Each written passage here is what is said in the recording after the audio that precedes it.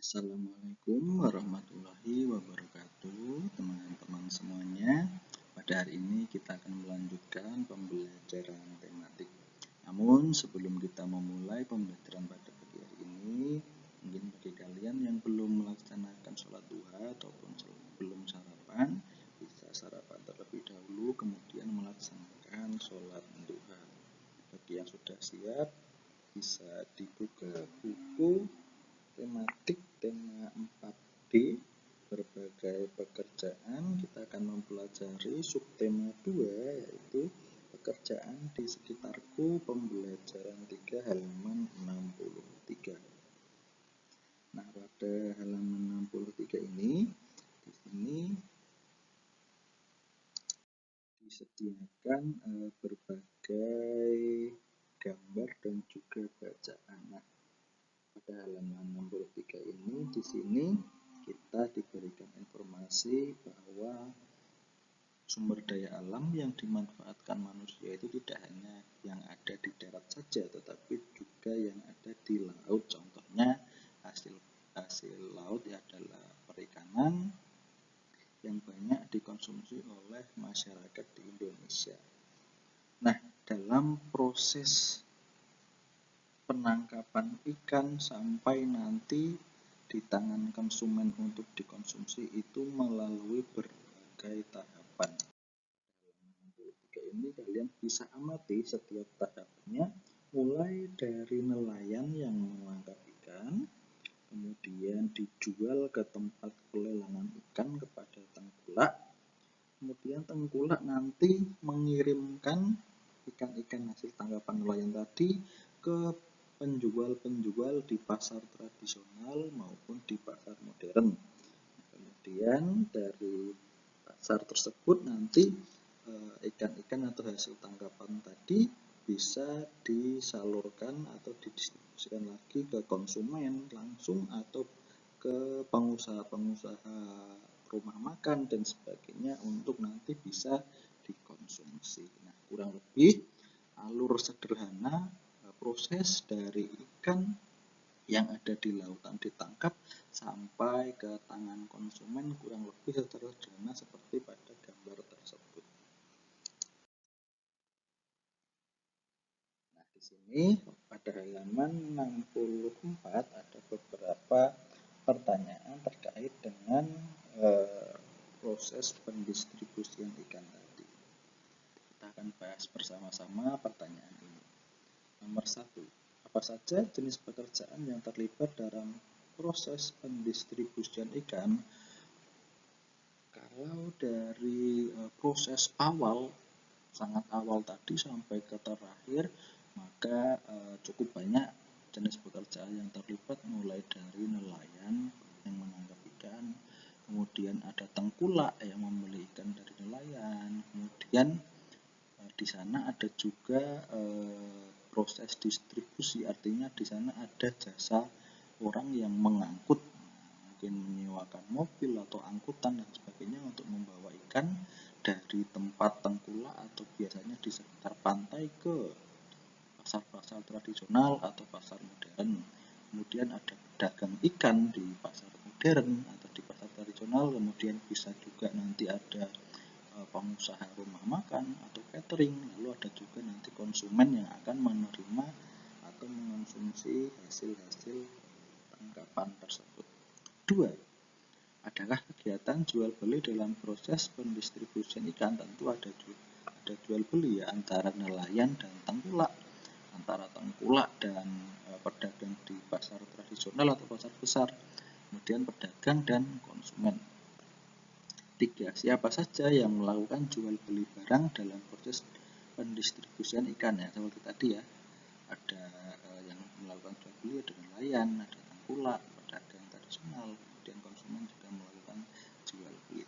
Siapa saja yang melakukan jual beli jasa? Nah, di sini perlu digarisbawahi bahwa yang ditanyakan adalah jasa. Jasa di sini bisa pada saat proses distribusi atau pengangkutan, ada jasa angkutan untuk membawa hasil tangkapan tadi. Kemudian yang kelima, apa perbedaan antara pekerjaan yang menghasilkan barang dan pekerjaan yang menghasilkan jasa? Nah, kalau pekerjaan yang menghasilkan barang itu dia nanti bisa ada wujud atau hasil yang untuk diperjualbelikan atau yang diproduksi, sedangkan pekerjaan yang menghasilkan jasa itu adalah dia tidak memproduksi atau menghasilkan sesuatu, tetapi dia menjual tenaga atau keahliannya. Misalnya ada tukang reparasi mobil atau bengkel, nah dia menjual keahliannya untuk memperbaiki motor atau mobil atau barang-barang tertentu supaya dari barang yang rusak menjadi barang yang bisa digunakan. Kemudian ada juga dokter yang di sana dia berjasa untuk menyembuhkan orang yang sedang sakit, menjual jasanya atau keahliannya. Ada juga misalnya jasa angkutan, entah itu ojek, entah itu angkutan barang, dia menjual jasanya untuk membawa atau memindahkan barang atau bahkan mungkin orang dari satu tempat ke tempat yang lain dan sebagainya. Masih banyak lagi contoh-contoh pekerjaan yang menghasilkan jasa. Kita lanjutkan. Nah, ini pada halaman 64 dan 65 ada bacaan yang berjudul Pak Pinu, karyawan di pabrik radio, dan Pak Cipto, tukang reparasi elektronik. Nah, ini coba kalian pelajari dulu, kalian baca-baca terlebih dahulu untuk dapat lebih memahami tentang pekerjaan yang menghasilkan barang dan menghasilkan jasa. Jika sudah, kalian bisa buka pada halaman selanjutnya, yaitu halaman 66. Nah, di sini ada beberapa gambar. Yang dari gambar ini kalian bisa amati tentang beberapa jenis pekerjaan. Ya, ini ada pekerjaan yang berbeda-beda dari 3 gambar yang disajikan. Nah, dari gambar ini kalian diminta untuk melengkapi kolom-kolom yang ada di sampingnya tentang jenis pekerjaannya, barang yang dihasilkan, bahan asal benda, sumber daya alam yang dimanfaatkan. Coba nanti kalian di rumah kalian tuliskan, kalian lengkapi pertanyaan-pertanyaan ini sesuai dengan deskripsi gambar yang ada di sana. Gambar yang pertama itu adalah gambar seorang petani. Gambar yang kedua itu adalah gambar seorang pengrajin mebel atau perabot-perabot rumah tangga. Kemudian yang paling bawah itu adalah gambar pengrajin gerabah atau orang-orang yang membuat barang-barang dari tanah liat. Dari bahannya terlihat dari tanah liat. Nanti kalian isi sesuai dengan deskripsi pada gambar tersebut. Nah, pada halaman 67 ini, di sini kita akan mempelajari tentang keterkaitan atau saling berhubungannya antara satu pekerjaan dengan pekerjaan yang lain. Pada gambar A ini adalah gambar seorang sopir angkutan umum yang dia dapat mengantarkan penumpangnya, entah siapapun itu, dari satu tempat ke tempat yang lain. Nah, sopir angkutan umum ini sendiri dia membutuhkan jasa dari pekerjaan lain, yaitu dari pekerjaan petugas SPBU atau petugas pom bensin. Kenapa? Karena angkutannya atau mobil angkutannya ini dia membutuhkan bahan bakar untuk dapat beroperasi. Jadi banyak sekali pekerjaan di sekitar kita yang itu saling berhubungan satu sama lain, saling membutuhkan satu sama lain, dan pekerjaan-pekerjaan itu adalah pekerjaan yang penting dan bermanfaat. Jadi kita harus menghargai setiap pekerjaan yang ada di sekitar kita. Nah, sikap seperti itu juga sesuai dengan sila kedua Pancasila yang punya kemanusiaan yang adil dan beradab. Kalian pelajari lagi nanti terkait dengan perilaku-perilaku atau sikap-sikap yang sesuai dengan sila Pancasila. Kita lanjutkan pada halaman 67. Nah, di sini ada sedikit materi tentang sila kedua Pancasila. Kalian bisa baca terlebih dahulu, kalian pelajari materi ini. Di sini ada lambang sila kedua, yaitu gambar rantai.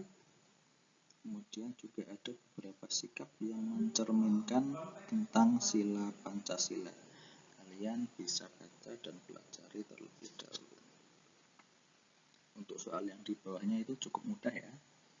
Sebutkan sila kedua Pancasila. Sudah ada di situ, kemanusiaan yang adil dan beradab. Apa lambang dari sila kedua? Lambangnya adalah rantai.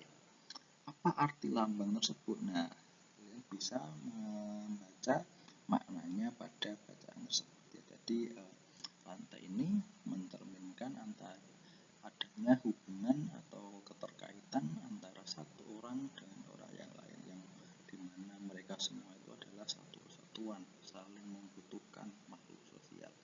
Jadi kita harus saling menghargai, saling menghormati, tenggang rasa dan sebagainya. Jelaskanlah hubungan antara lambang sila kedua dengan makna yang terkandung dalam bunyi sila kedua.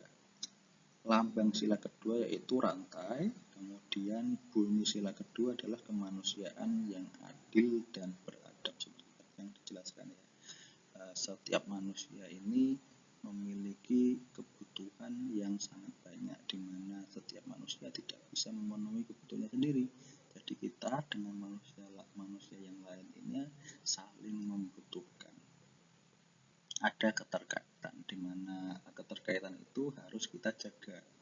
Kita harus menjadi manusia yang adil terhadap diri sendiri dan adil juga terhadap orang-orang di lingkungan sekitar kita. Bahkan kita harus adil juga terhadap tidak hanya orang, tapi juga terhadap lingkungan, terhadap alam dan sebagainya. Sehingga nanti akan tercipta suatu keutuhan, seperti halnya rantai yang kuat.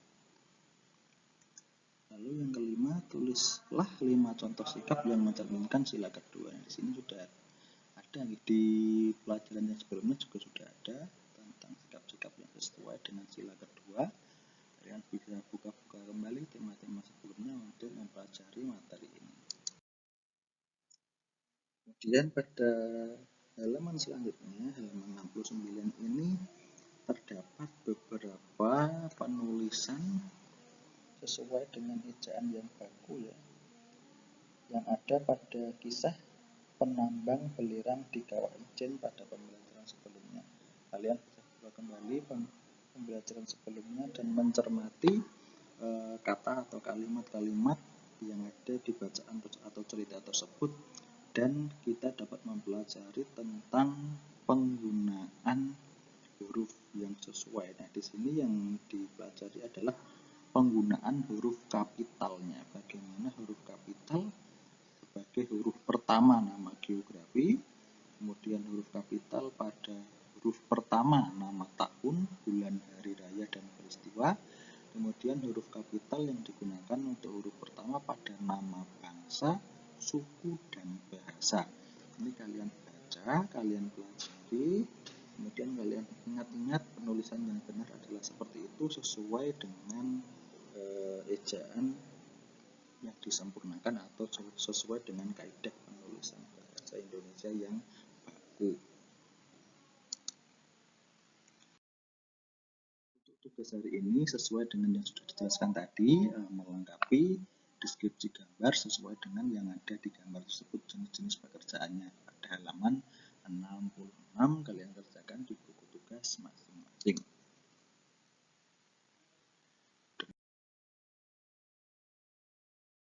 Untuk pembelajaran hari ini tetap semangat belajar, karena kalian akan segera menghadapi penilaian akhir semester minggu depan, dan tetap jaga kesehatannya.